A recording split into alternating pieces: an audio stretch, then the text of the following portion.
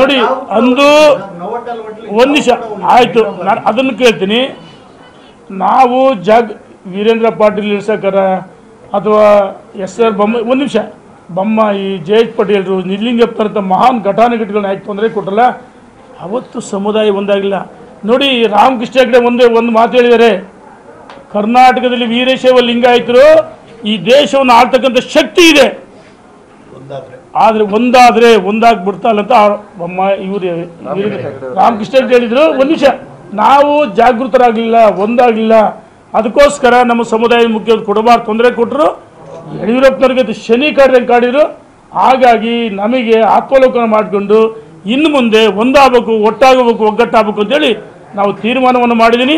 ನಮ್ಮ ಮಾಧ್ಯಮ ಸ್ನೇಹಿತರು ನವಟಾಲ್ ಹುಡ್ಲು ಸರಿ, ಎಸ್, ನಾನು ಮೊನ್ನೆ ಬೆಂಗಳೂರು 5ನೇ ತಾರೀಕು ಪತ್ರಿಕಾಗೋಷ್ಠಿ ಮಾಧ್ಯಮ ಸ್ನೇಹಿತರು ಕೇಳಿದಾಗ ನಾನು ಹೇಳಿದೆ, ನಮ್ಮ ಸನ್ಮಾನ್ಯ ಯತ್ನಾಳ್ ಸಾಹೇಬರು ಹೇಳಿದ್ದಾರೆ, ರೇಣುಕಾಚಾರ್ಯ ಯಡಿಯೂರಪ್ಪನ ಇಳಿಸಕ್ಕೆ ಹೋಗಿದ್ದರು. ಈಗ ಅವ್ರಿಗೆ ಹೆಂಗೆ ಎತ್ಕಟ್ಟಿರಲ್ಲ, ನಾನು ಯತ್ನಾಳ್ ಸಾಹೇಬ್ರನ್ನ ಎತ್ಕಟ್ಟಿರಲ್ಲ. ಅದೇ ರೀತಿ ನನ್ನನ್ನು ಯಡಿಯೂರಪ್ಪನವರಿದ್ದ ಚಾಕು ರೀತಿ ಬಳಸ್ಕೊಂಡ್ರು. ನಮ್ಮವರೇ, ಒಂದು ನಿಮಿಷ ಅಣ್ಣ, ನಮ್ಮವರೇ ಈ ಅಣ್ಣ ಒಂದು ನಿಮಿಷ ನನ್ನನ್ನು ಬಳಸ್ಕೊಂಡ್ರು. ನನ್ನನ್ನು ರೆಸಾರ್ಟ್ ರಾಜಕಾರಣ ನನಗೆ ಕೆಲವರೆಲ್ಲ ವ್ಯವಸ್ಥಿತ ಪಿತೂರಿ ಮಾಡಿ ಕಳಿಸ್ಕೊಟ್ರು. ನಾನು ಹೇಳಿ ಆತ್ಮಾವಲೋಕನ ಮಾಡಿಕೊಂಡು ನಾನು ತಪ್ಪಾಯಿತು ಅಂತ ಹೇಳಿ ವಾಪಸ್ ಬಂದು ಯಡಿಯೂರಪ್ಪನವ್ರ ಜೊತೆಗೆ ಗಟ್ಟಿಯಾಗಿ ನಿಂತು ಹೆಜ್ಜೆಗೆ ಹೆಜ್ಜೆ ಹಾಕಿ 2019ರಲ್ಲಿ ಮಂತ್ರಿ ಮಾಡಲಿಲ್ಲ. ನಾನೇನಾರ ವಿರುದ್ಧ ಹೋದ್ನಾ? ಏನೋ ಸಿಟ್ಟು ಮುಂಗೋಪ ಬಿಸಿ ರಕ್ತ ಓದಿಲ್ಲ ಅಂತಲ್ಲ. ನನ್ನ ಆತ್ಮಾವಲೋಕನ ಮಾಡಿಕೊಂಡು 2019ರಲ್ಲಿ ನಾನು ಕೇಳಿದೆ, ನಾನೇ ರಾಜಕೀಯ ಸನ್ಯಾಸಿ ಅಲ್ಲ, ನನ್ನನ್ನು ಮಂತ್ರಿ ಮಾಡಿರಿ ಅಂತ ಕೇಳಿದೆ.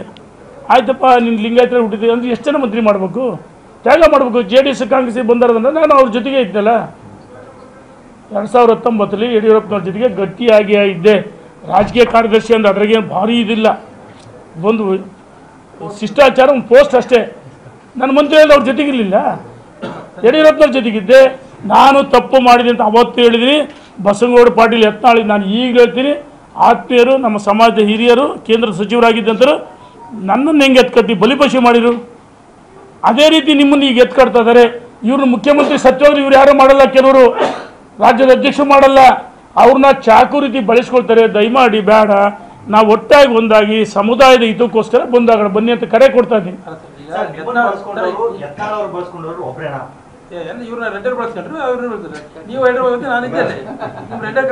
ನೋಡ, ಈಗ ಯಾವುದೂ ಹೇಳಲ್ಲ, ಸಮಯ ಸಂದರ್ಭ ಕಾಲ ಕೂಡಿ ಬಂದು ಎಲ್ಲ ಹೇಳ್ತೀನಿ.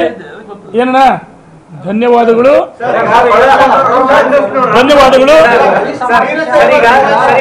ಮತ್ತೆ ದೆಹಲಿಗೆ ಹೋಗ್ತಾ ಇದ್ದಾರೆ ಅಣ್ಣ, ಅವರು ವೈಯಕ್ತಿಕ ಕೆಲಸಕ್ಕೂ ಇದ್ದಾರೆ ಅವರು. ಅಣ್ಣ ನೋಡೋಣ, ಅಮಿತ್ ಶಾ ಯಾರನ್ನೂ ಕರೆದಿಲ್ಲ, ಇದನ್ನ ಮಾಧ್ಯಮದಲ್ಲಿ ಪ್ಲಾಂಟ್ ಮಾಡಿಸ್ತಿದ್ದಾರೆ. ಯತ್ನಾಳ್ರವರು ತಮ್ಮ ವೈಯಕ್ತಿಕ ಅವರ ಕಂಪನಿಗೆ ಎಥನಾಲ್ ಆ ವಿಚಾರ ಡೆಲ್ಲಿಯಾಗಿದ್ದಾರೆ. ಮಾಧ್ಯಮದಲ್ಲಿ ಒಂದೊಂದು ರೀತಿ ವೈಭವೀಕರಿಸ್ತಿದ್ದಾರೆ. ಯಾವುದೇ ಕಾರಣಕ್ಕೂ ವಿಜಯೇಂದ್ರ ಇಳಿಸೋಕ್ಕಾಗಲ್ಲ. ರಾಜ್ಯದ ಅಧ್ಯಕ್ಷ ಸೂರ್ಯಚಂದ್ರ ಸತ್ಯನ ಮುಂದುವರಿತಾರೆ. ಏನು ನಾವೆಲ್ಲ ಒಂದಾಗಬೇಕು ಸಮುದಾಯ. ಧನ್ಯವಾದಗಳು. 16ನೇ ತಾರೀಕು ಮಾತಾಡ್ತೀನಿ. ಕೆಲವರು ವ್ಯವಸ್ಥಿತವಾಗಿ ನಮ್ಮನ್ನು ಹೊಡೆಯತಕ್ಕಂಥ ದುಷ್ಟಶಕ್ತಿಗಳು ಪ್ರಯತ್ನವನ್ನು ಮಾಡ್ತಾರೆ. ಇದಕ್ಕೆ ಬ್ರೇಕ್ ಹಾಕ್ಬೇಕಂತೇಳಿ ಈ ರೀತಿ ರಾಜ್ಯದ ಉದ್ದಗಲಕ್ಕೆ ಪ್ರವಾಸವನ್ನು ಮಾಡ್ತಾ ಇದ್ದೀವಿ. ನಾಳೆ 16ನೇ ತಾರೀಕು 3 ಜಿಲ್ಲೆಗಳ, 16ನೇ ತಾರೀಕು 3 ಜಿಲ್ಲೆಗಳ, ಅವತ್ತು ಸುಮಾರು 1,500,000ಕ್ಕೂ ಹೆಚ್ಚು ಮುಖಂಡರುಗಳು, ಇವತ್ತು ತುರ್ತಾಗಿ 150 ಜನ ಮುಖಂಡರು ಸೇರಿದ್ದೀವಿ. ನಾಳೆ 16ನೇ ತಾರೀಕು ಈ 3 ಜಿಲ್ಲೆಗಳ ಮುಖಂಡರು ಸಭೆಯಲ್ಲಿ ನಿರ್ಣಯವನ್ನು ಮಾಡಿ ದಾವಣಗೆರೆ ಸಮಾವೇಶಕ್ಕೆ ಕರೆ ಕೊಡ್ತೀವಿ.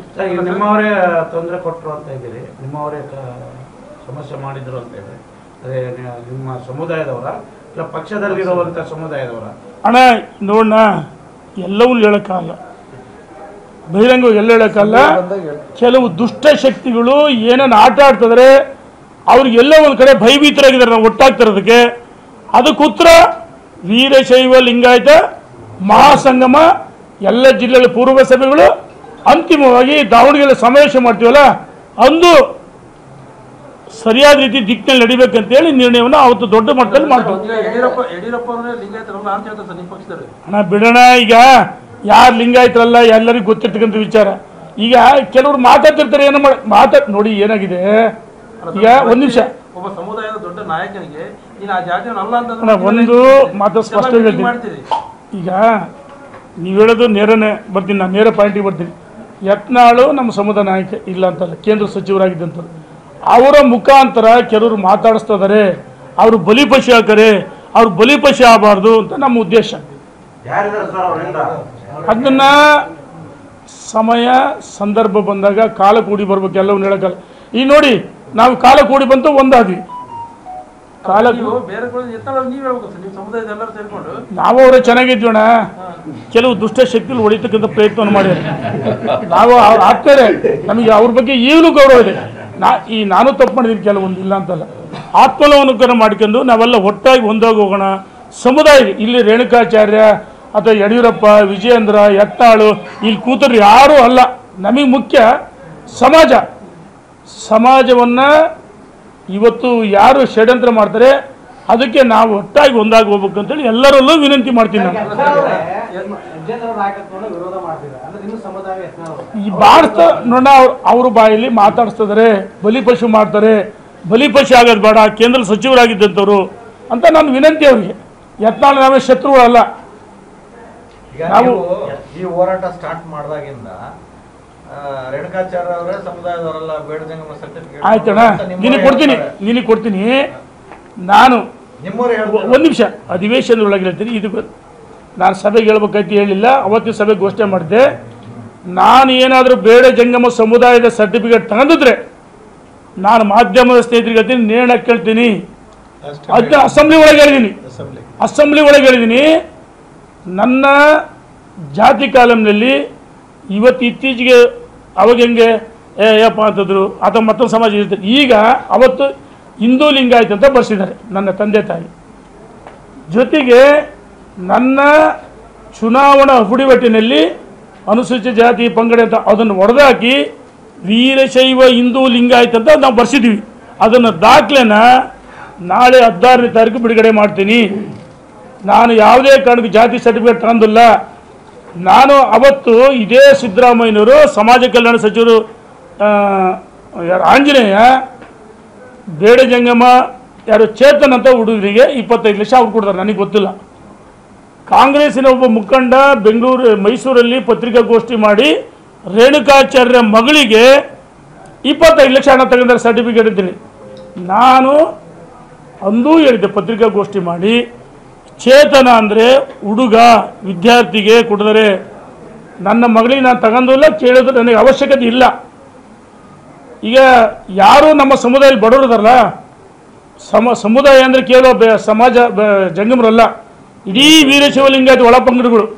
ಸಮುದಾಯದ ಬಡವರಿಗೆ ಮೀಸಲಾತಿ ಸಿಗಬೇಕು, ನನ್ನಂತರಿಗೆ ಯಾರಿಗಲ್ಲ ಅಂತ ನಮ್ಮ ಉದ್ದೇಶ. ನನ್ನ ಅಫಿಡವಿಟ್ ವೀರಶೈವ ಲಿಂಗಾಯತ ಅಂತೇಳಿ ಬರ್ಸಿದ್ದೀನಿ. ನನ್ನ ವಾಟ್ಸಪ್ ಒಳಗೆ ಬೇಕಾದ್ರೆ ನಿಮಗೆ ಅವತ್ತು ಆ ದಾಖಲೆಯನ್ನು 16ನೇ ತಾರೀಕು ಇದು ಸ್ಪಷ್ಟವಾಗಿ ಮಾಧ್ಯಮ ಸ್ನೇಹಿತರು ಕೇಳಬೇಕಾಯ್ತು. ನೀವು ಕೇಳಿದ್ದು ಒಳ್ಳೆಯದಿದೆ. ನಾನು 16ನೇ ತಾರೀಕು ದಾಖಲೆಗಳನ್ನು ಬಿಡುಗಡೆ ಮಾಡ್ತೀನಿ. ಹಿಂದೂ ಲಿಂಗಾಯತ್ ಅಂತ ಇದೆ, ಜಾತಿ ಮೊದಲು ಪ್ರಾರಂಭದಲ್ಲಿ 1ನೇ ತರಗತಿ ಸೇರಿಸಿದಾಗ ಹಿಂದೂ ಲಿಂಗಾಯತ್ ಅಂತ ಬರ್ಸಿದ್ದಾರೆ. ಅದಾದಮೇಲೆ ನನ್ನ ಚುನಾವಣೆ ಇದರಲ್ಲಿ ವೀರಶೈವ ಲಿಂಗಾಯತ್ ಅಂತಲೇ ಇದೆ. ರಾಜ್ಯದಲ್ಲಿ ಅವ್ರದೇ ಸರ್ಕಾರ ಇದೆ, ಮುಖ್ಯಮಂತ್ರಿಗಳಿದ್ದಾರೆ, ಹೋಮ್ ಮಿನಿಸ್ಟರ್ ಇದ್ದಾರೆ, ಲಾ ಮಿನಿಸ್ಟರ್ ಇದ್ದಾರೆ. ತನಿಖೆ ಮಾಡೋಕ್ಕೆ ಸ್ವತಂತ್ರರು. ಯಾರೋ ಶಾಸಕನೇ ಬೇಡ ಅಂದಾರ? ತಪ್ಪಿತಸ್ಥರು ಪತ್ತೆ ಹಚ್ಚಲಿ ಯಾರು ಬೇಡ ಅಂತಾರೆ? ಸುಮ್ಮನೆ ಗಾಳಿಲಿ ಗುಂಡು ಹೊಡೆಯೋದು ಬೇಡ. ನಾನು ಒಂದು ನಿಮಿಷ, ನಾನು ಹೇಳ್ತಿಲ್ಲ. ಈಗ ಇಲ್ಲಿವರೆಗೂ ಸಹಿತ ಹಾಲಿ ಶಾಸಕರು ಸ್ಥಳಕ್ಕೆ ಭೇಟಿ ಕೊಟ್ಟಿಲ್ಲ, ಕನಿಷ್ಠ ಸೌಜನ್ಯ. ಒಂದು ನಿಮಿಷ, ನನಗೆ ಸಂಪೂರ್ಣ ಮಾಹಿತಿ ಇಲ್ಲ. ನಾವು ಹೇಳೋದು ಸ್ವತಂತ್ರ ಮಾಡೋಕ್ಕೆ ತನಿಖೆ ಮಾಡೋಕ್ಕೆ ಸ್ವತಂತ್ರ ಇದೆ. ಮುಖ್ಯಮಂತ್ರಿಗಳು, ಹೋಮ್ ಮಿನಿಸ್ಟ್ರು, ಲಾ ಮಿನಿಸ್ಟ್ರು, ಜಿಲ್ಲಾ ಮಂತ್ರಿಗಳೆಲ್ಲ ಹೋದಲ್ಲ, ಜಿಲ್ಲಾ ಮಂತ್ರಿಗಳು, ಇಡೀ ಪೊಲೀಸ್ ವ್ಯವಸ್ಥೆ ಅವ್ರ ಕೈಗಿದ್ದಲ್ಲ, ತನಿಖೆ ಮಾಡಲಿ. ತನಿಖೆ ಮಾಡೋಕ್ಕೆ ಶಾಸಕರು ಬೇಡ ಅಂದಾರ?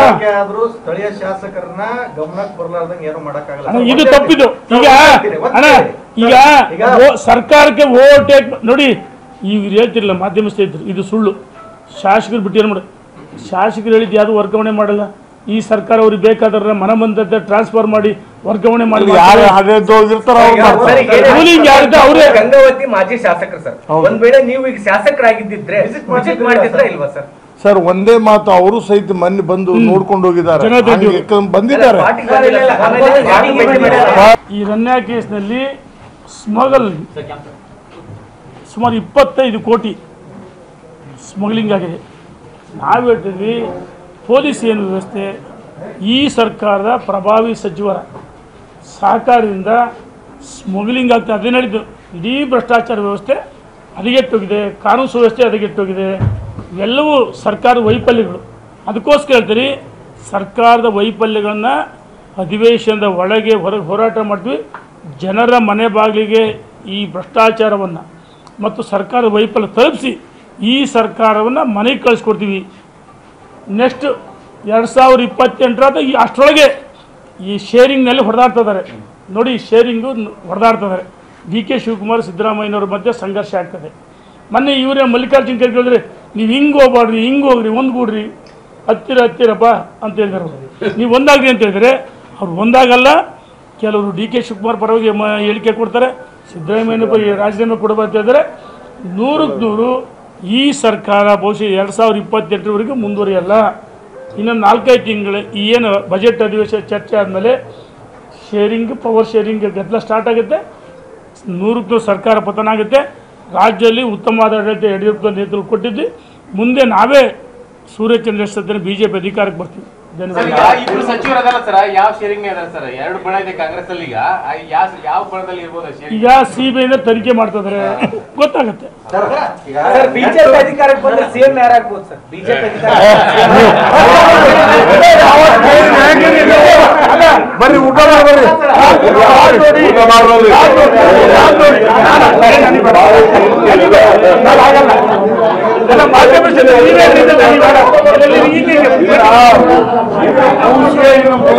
ಹಂಗೆ